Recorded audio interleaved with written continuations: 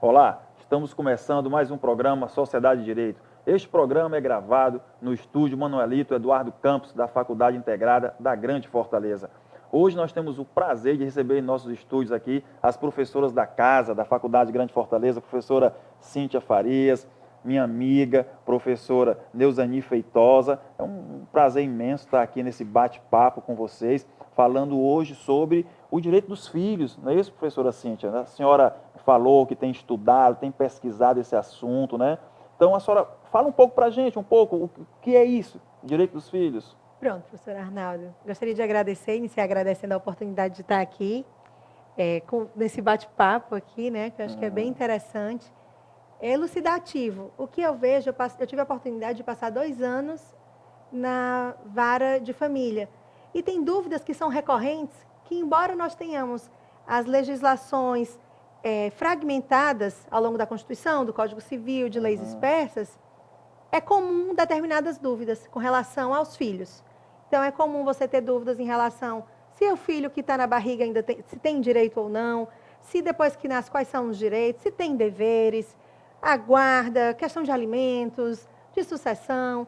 Então, assim, eu acho que é interessante a gente fazer uma breve análise sobre cada um desses pontos para que as pessoas tirem um pouco suas dúvidas. A senhora está me dizendo o seguinte, existem vários direitos, certo, inerentes ao filho, à criança, só que eles estão assim fragmentados, soltos. A sua ideia seria que eles poderiam ser condensados para que ficasse mais fácil a pesquisa, é isso que a senhora está dizendo? Na realidade, não, se você parte do ponto de vista que todos somos filhos, certo, né? Certo. Não tem como você fazer uma consolidação das leis dos filhos, posto que somos todos filhos. Não existe, você pode não desconhecer seus pais, você pode rejeitar seus pais, você pode deserdar seus pais, mas você sempre terá pai e mãe, né? Uma condição natural de criação, de procriação. Então, assim, não há como a gente condensar todos os direitos, porque seriam todos os direitos num livro só. Mas eu acho interessante nós conversarmos para tirar algumas dúvidas, condensando as principais dúvidas a respeito dos problemas de filiação, dos direitos e deveres de filiação. Porque muitos acham que só tem direitos, e na realidade os filhos também têm seus deveres, né, que muitas vezes são esquecidos. E aí a gente parte daquele pressuposto de a partir de quando é filho e a partir de quando deixa de ser filho. Né? Eu sou pai e também sou filho, graças a Deus. Sou pai e sou filho. E assim, eu aprendi que o meu direito, sabe, professor Neuzani, né?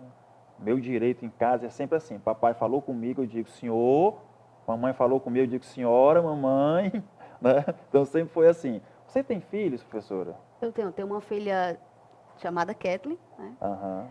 E também, igual o professor Arnaldo, sou mãe e sou filha, né? E eu sou de uma geração muito rígida, né? Então, minha mãe e meu pai me criaram de forma bem rígida. Não acho ruim, né? Eu acho que eu fui muito bem educada, né? E alguns princípios, né, eu levei para a criação da minha filha, né? E ela também considera uma criação rígida, né? Mas não que não possa dizer que hoje essa forma mais, né, liberal, né, não tão rígida, esteja errada. Não sei se está errada. A forma como eu fui educada, a forma como eu eduquei minha filha, eu considero correta, né? Então, não sei se a minha filha irá conduzir a criação dos meus netos dessa forma. Mas eu concordo com a forma que minha mãe me educou e meu pai também. Muito bacana. O nosso Código Penal, né, ele tem ali algumas, não vou dizer conselhos não, porque não são crimes, são fatos típicos, né, antijurídico e culpável, né, que os pais têm que tomar muito cuidado, né, que é o abandono material e o abandono intelectual, né. Esse daí, sem justa causa, nos dias que nós vivemos, né, a criança ficar sem a escola, né, eu acho, professora, que dentro do que nós podemos entender como direito dos filhos, eu penso que o direito à alimentação, abandono material, e o direito à educação, eu acho que são assim, eles saltam, né? São assim muito importantes, não é? A senhora poderia me dizer assim, o que seria de mais importante desses direitos para os filhos, para a proteção deles? Para a questão dos filhos, eu ressaltaria como o primeiro direito à vida. Sim. Certo? A senhora gosta muito de Alexi, né? Gosto. Pronto. Então, eu ressaltaria o direito à vida. Uhum. Mas, para a vida ser factível, né? Para que a vida seja possível, é fundamental o direito à alimentação.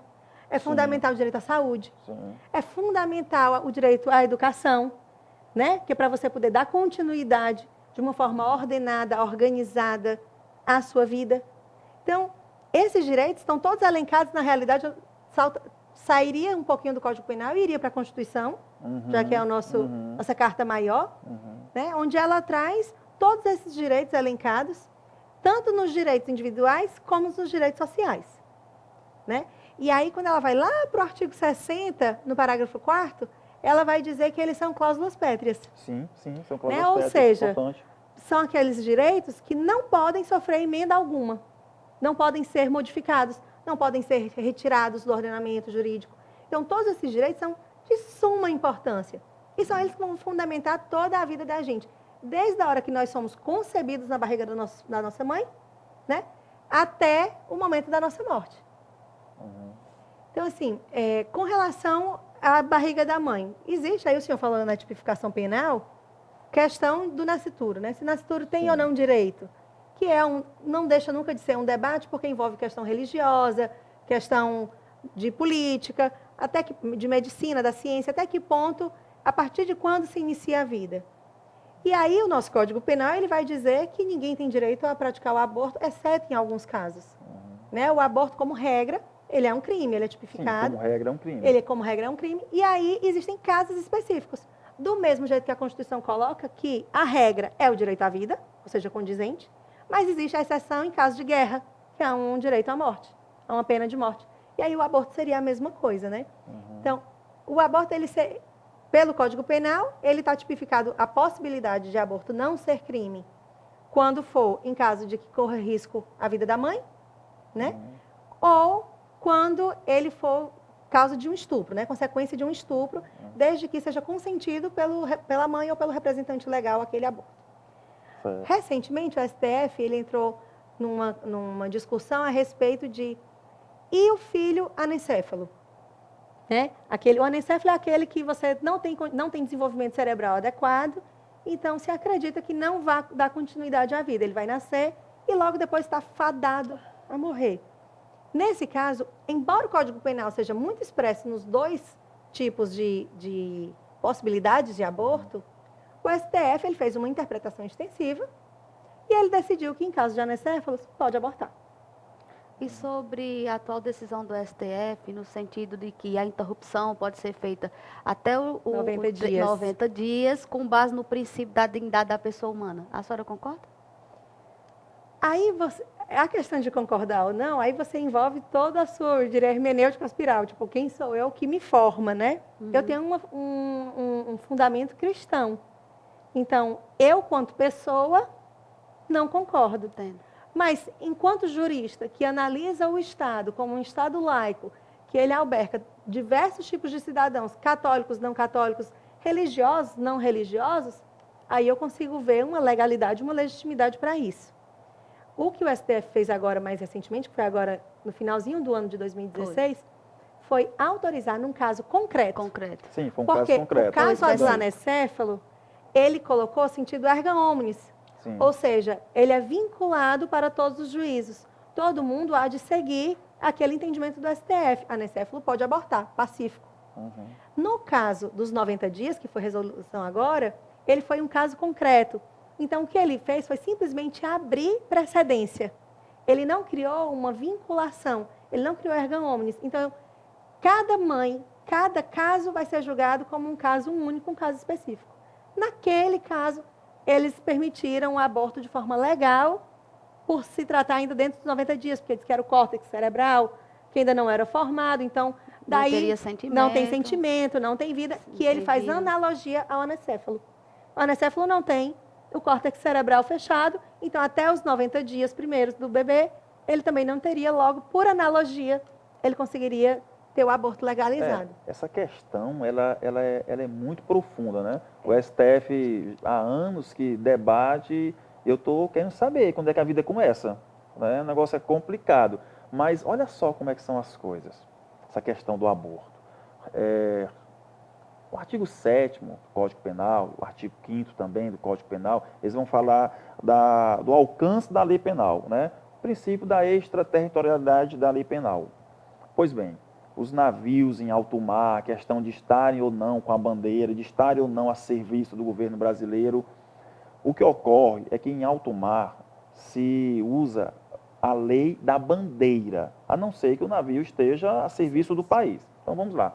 O que ocorre aqui no nosso país é que todos os anos vem um navio da Holanda, certo? O nome do navio, a tradução é navio do aborto.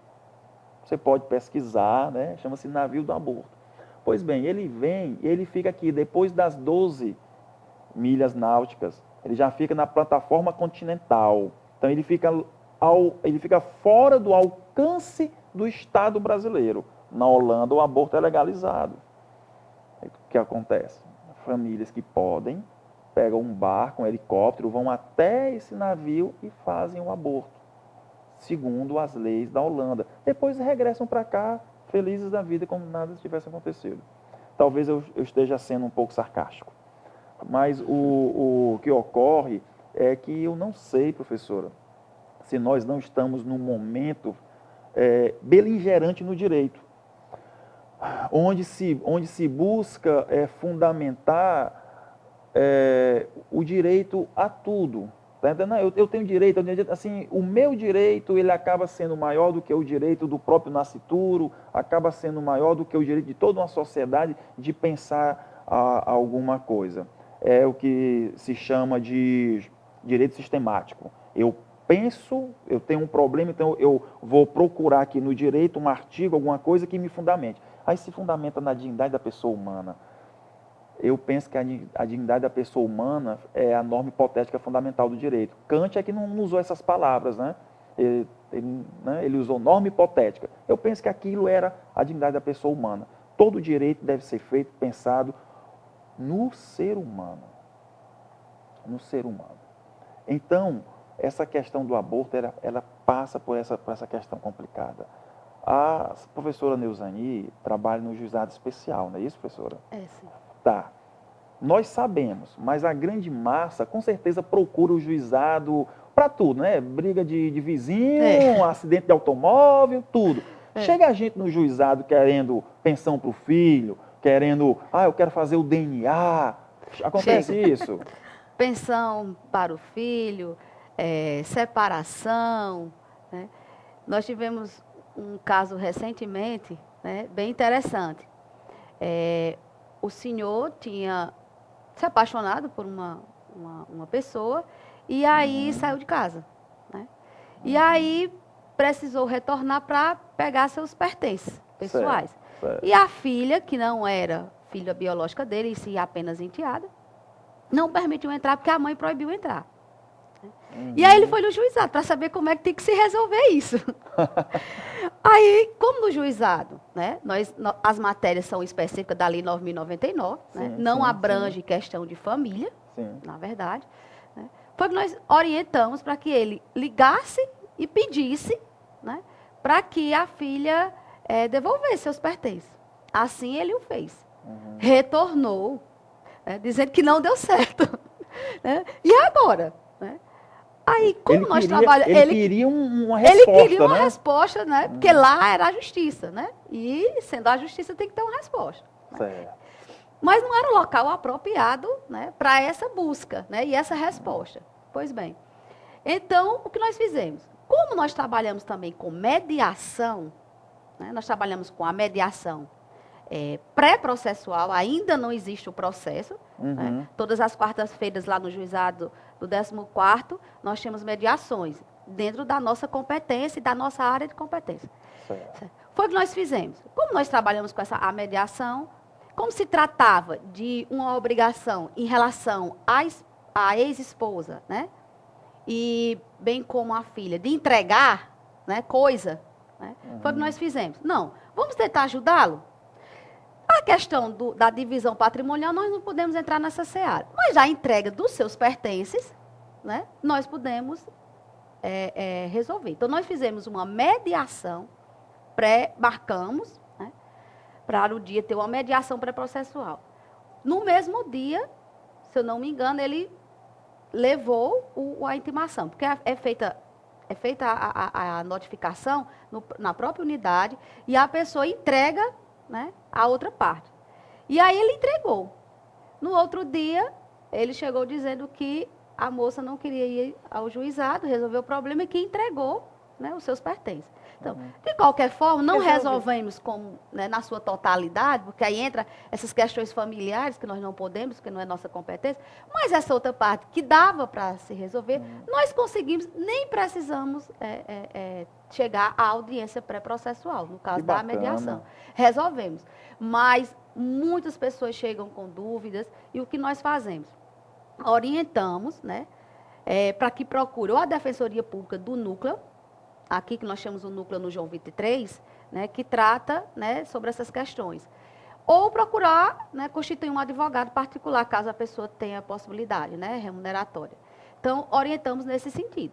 Às vezes, a pessoa insiste, persiste, falamos com o Ministério Público, né, que às vezes, não, mas eu quero falar com o promotor. Não satisfeitos, né, com as nossas explicações, quero falar com o promotor. Aí, nos dias que o promotor está, porque o nosso titular hoje não está na unidade, porque ele está na procuradoria, e tem um promotor substituto, né? Está respondendo pela nossa unidade. E atende, né? E aí eu acho que às vezes se conformam, né, com o promotor explicando mais do que nós que somos servidores. Vocês fazem um trabalho realmente assim, assistencial, né? Atende, conversa, orienta. Porque somos muita advogados e psicólogos. Pronto, porque muita gente acha, é importante falar isso para o nosso público, porque muita gente acha que pode procurar o juizado especial para tudo, né? O leigo não tem esse conhecimento, né? O estudante de direito já está, mas é muito importante falar isso. O juizado especial não é lugar para pedir pensão, para pedir exame de DNA. Sobre exame de DNA, eu tenho uma história interessante. Eu posso contar porque eu estudava em Porto Alegre na época, estava estagiando numa vara de família e chegou até o nosso local lá de trabalho uma jovem, 2 rapazes e a mãe da jovem. E eles queriam o DNA. Né? Eles estavam montando o quarto da criança, eles estavam fazendo tudo, porque é direito, não é isso, professora? É direito do nascituro, né? Então eles montaram o quarto, montaram tudo bonitinho, só que não se sabia qual dos dois era o pai. E os dois queriam ser o pai, então? Né? Eu acho que os dois não queriam, não, certo? Estavam montando o quarto. Determinação, justiça, né? Então, o que ocorre? Eles montaram tudo direitinho e foram lá. Né? Nós pedimos o exame de DNA. Quando o exame de DNA chegou, né, eu apenas como jovem estagiário só fiz passar o exame, né, a quem de direito. Né? A doutora abriu, olhou para o primeiro e disse: fulano, você não é o pai. Aí o outro já ficou triste. Aí ela abriu e disse assim: fulano, você também não é o pai. Então, um caso interessante. E aí, professor? Não, o importante, minhas queridas, é que a criança teve seu quarto montado. Né? Professora, o direito, né, dos filhos, voltando aqui, o filho tem direito, mas também tem obrigações, não tem? Eu vi agora recentemente uma ação no STJ, ainda não sei o resultado, acho que não saiu ainda, uma ação que era a seguinte: um pai abandonou o filho, abandonou no asilo disposto, beleza, deixou lá no asilo, deu no pé, mas abandonou no local seguro. Ocorre que a criança cresceu e tudo, hoje é um homem bem-sucedido. O pai passa por necessidades financeiras e de saúde, e ele impetrou uma ação judicial, querendo uma pensão, querendo um auxílio do filho. A decisão do Tribunal de Justiça de São Paulo foi negar. Eles negaram, dizendo que como não houve nenhum vínculo afetivo e tal, né, não deram. É claro, ele recorreu, né, está no STJ, vou acompanhar, que eu me interesso em saber, né, como é que vai ser essa decisão. Mas essa questão do filho ter que cuidar do pai, a gente vê muito filho deixando o pai no asilo e acha que está tudo certo, né? Acha que está tudo certo. Como é que é isso? Se fala muito que a criança e o adolescente têm direitos. Certo. Pouco se fala dos deveres dos filhos. Que o pai tem obrigação de prover saúde, alimentação, moradia, lazer, cultura, afeto e tantas coisas, é de comum entendimento da sociedade. Certo. O pai tem a obrigação de cuidar do seu filho, cuidar e zelar. Mas o pai só tem essa obrigação enquanto o filho é menor, ou seja, até seus 18 anos. A partir do momento em que o filho faz 18 anos e o pai, ao completar a sua velhice, seus 60 anos, Sim. a balança inverte. E aí os filhos passam a ter obrigações com os pais. E quais são as obrigações? As mesmas. O filho, ele tem obrigação, o filho maior de idade, ele tem obrigação de dar assistência, não ser negligente, prover carência, prover necessidades dos pais. Então, tudo isso, e na hora que a gente fala, o pai não fez isso com o filho. Entra com pensão alimentícia, né? E aí ele não pagou a pensão, os 3 últimos dividendos não foram pagos, ele pode ser preso, né?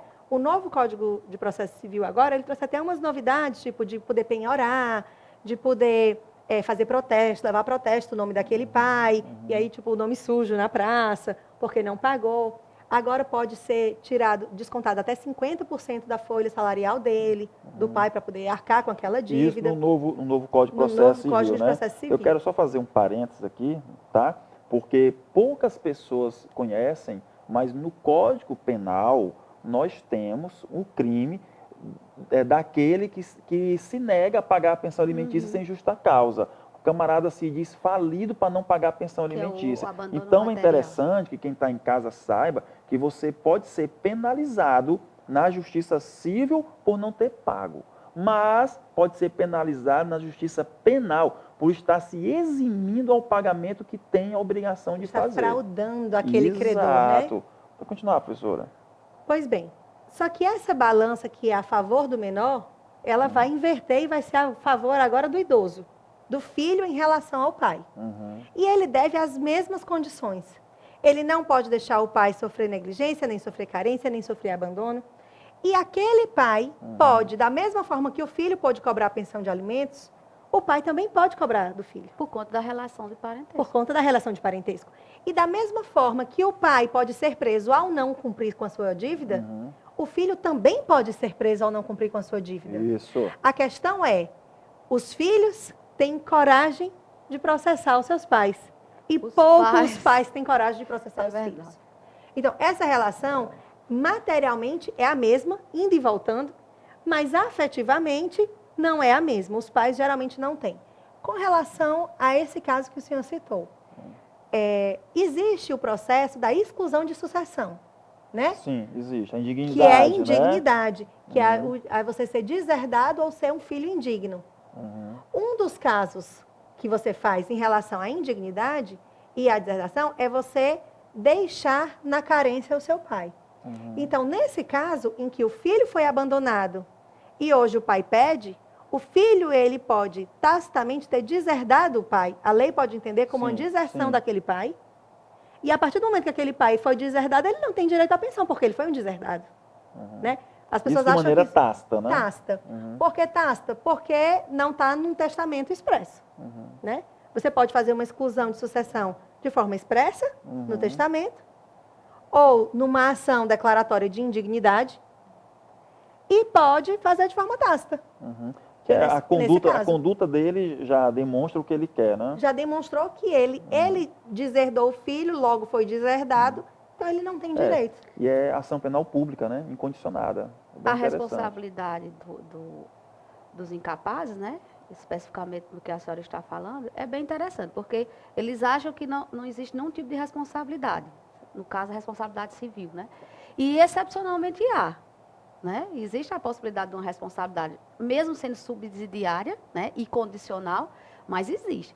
E como você tocou a respeito das medidas protetivas, né? Socioeducativas, como é individual, né?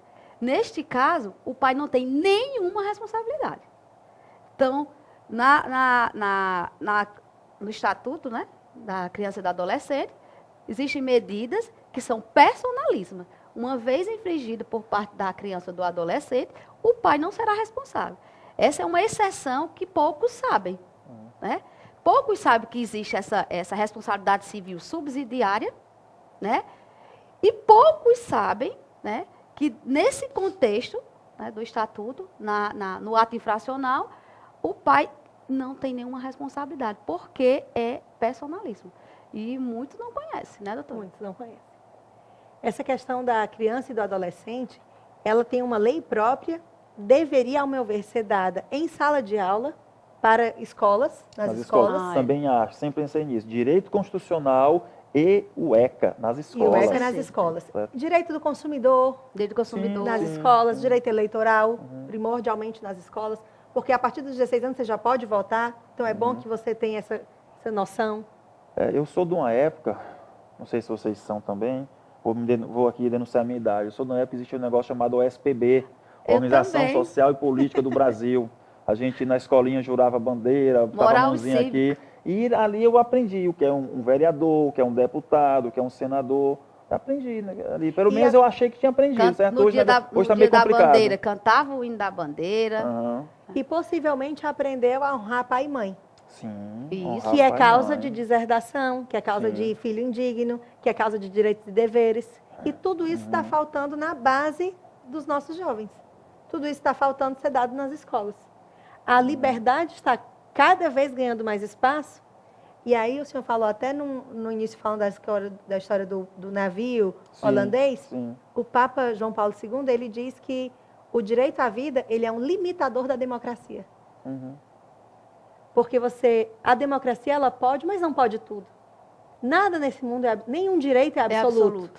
Todo direito deve ter um limite no direito do outro. Né? Então, até que ponto nós podemos fazer tantos julgamentos ou até que ponto nós podemos ter tantas liberdades? Né? A discussão é interessante porque há pouco tempo atrás, nós discutíamos o direito. Né? O direito da propriedade, o direito Hoje nós estamos discutindo princípios. Né? Por isso que eu gosto do Alexis também, quando ele vai fazer o círculo dos direitos, né? Primeiro a vida, né? A liberdade, o trabalho, aí vai. Porque hoje nós estamos discutindo princípios, né? E o princípio, como bem dizia Nelson Hungria, né? É o trilho por onde o direito passa. Né? Se esse trilho for frágil, o direito todo vai ser frágil, vai descarrilar, vai ser uma confusão terrível, né? Mas realmente é um tema interessante a se discutir, é um tema interessante. Até onde vai essa questão do seu direito, da sua liberdade? O fato professor, é que nós temos realmente que proteger desde o nascituro até fazermos a inversão, né? Eles nos protegerem, né? Com relação a essa história de princípios, foi com base no princípio da igualdade que se colocou agora como regra a guarda compartilhada. Que antes era uma exceção. Que antes era uma exceção. Porque antes o princípio da igualdade não prevalecia. Não na questão social familiar, não na questão de possibilidades e permissividades de pai e mãe. E eu gosto de dizer que essa questão da guarda compartilhada é uma vitória para o público masculino. Porque, né, é uma vitória para o público. Com certeza. Que bom que o senhor pensa assim. Antes a guarda ficava exclusivamente com a mãe, né? Hoje, com a guarda compartilhada, o homem tem, né, seus direitos e suas obrigações, mas ele está ali dividindo qual vai ser a melhor escola, onde vai passar as férias, decidindo junto, né? Porque, afinal de contas, aquele ser sempre vai ter, a priori, como é no direito, a priori, sempre vai ter o mesmo pai e a mesma mãe. Complementando o que a professora está falando, o surgimento da lei, né, que permite à mulher requerer alimentos enquanto da gestação, né, que é uma inovação também. Que é o direito do nascituro. Há até uma discussão, né, professora, se o direito é da mãe ou da criança. Ou da criança, né? Na realidade, é a mesma questão da estabilidade da gestante. se você preza o direito do nascituro, da vida do nascituro, você tem que dar condições. É importante isso Então, mesmo. você tem a estabilidade e você tem alimentos da mãe. Isso, da mãe.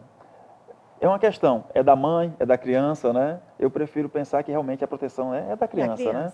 Olha, nós estamos chegando ao fim, o tema é muito bacana, muito legal, acho que a gente pode marcar outro dia e gravar, falar mais sobre isso. Mas, professora Neuzani, faça suas considerações para poder nós encerrarmos, depois da professora, e nós vamos encerrar o programa. Eu agradeço o convite, né, de estar aqui, e eu acho importante o tema, discutir sobre os direitos, né, desde o nascituro até, né, após morte, até um tema interessante que o senhor poderia trazer, é relação a falar a questão das sucessões, que as pessoas estão vivas e parece que não querem falar sobre a morte, né?